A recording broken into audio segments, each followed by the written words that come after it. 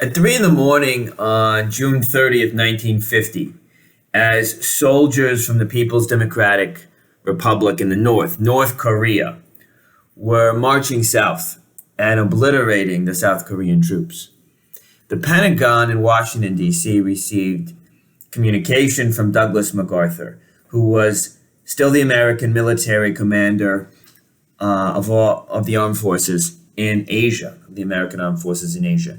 And MacArthur is demanding that two divisions on occupation duty in Japan be sent across sea and deployed in Korea. Truman, who was awake, received the dispatch and read it at 4:47 in the morning, and he approved it without hesitation and without any consultation. Okay. Now, he'd spent 5 days in consultation with military commanders and congressional leaders up to that point, but no further consideration, and he commits troops to the Korean Peninsula, or approves it, on June 30th, 1950. And less than 5 years after VJ Day, American troops would again be fighting in Asia. Okay. Now, the Korean War is often neglected, but at the time, people believed that this was potentially going to be a catalyst for a Third World War. So, in people's minds, it was huge at the time. Furthermore, in terms of the fighting and in terms of the number of casualties, Korea was a very bitter and very difficult war. And there would be 33 Americans killed and 100,000 wounded or missing.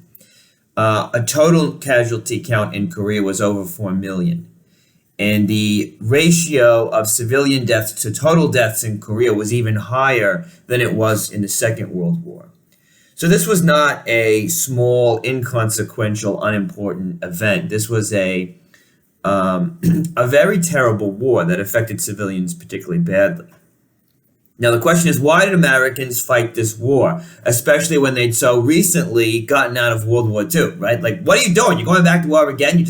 I thought you would just, okay, fine. Okay, look, but why? Well, and, the other thing about that is it was a very popular war initially. Americans are all about this war when they hear that their troops are going to fight in Korea.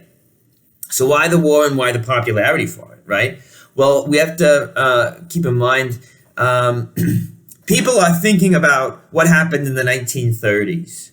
And they are thinking, look, we have to never again appease dictators. We cannot allow any totalitarian aggressor, communist or otherwise, to invade, annex, attack vulnerable nations. So there is this real disdain for any kind of policy of appeasement that is motivating a lot of people in the government to support strong, firm action against any expansion of communism anywhere in the world. Okay, so that reaction to that form of policy of appeasement has a lot to do with it. Okay. The Korean War also represents a militarization of the United States' Cold War policy, but also an application of the Truman Doctrine itself, the idea that the United States has this moral responsibility to defend vulnerable nations. And with the Korean War, we see that this is going to be done through direct military intervention, not through economic sanction or through diplomacy, but direct military intervention. Okay, so it's significant for those reasons. And without the precedent of Korea, it's hard to imagine that you would have had a Vietnam, that 10-year struggle that totally changed American culture. All right. Now, the other thing about the Korean War is it really demonstrates that the epicenter of the Cold War is now in Asia, not in Europe, okay?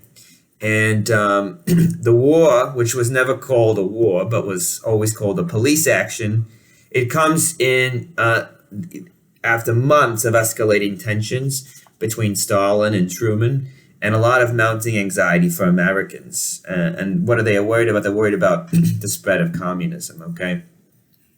So in the next bit of lecture, we're going to talk about some of the reasons for that anxiety rising. We're going to talk about also the origins of the Cold War, of the Korean War itself. So a little more detail and background in the next bit of lecture.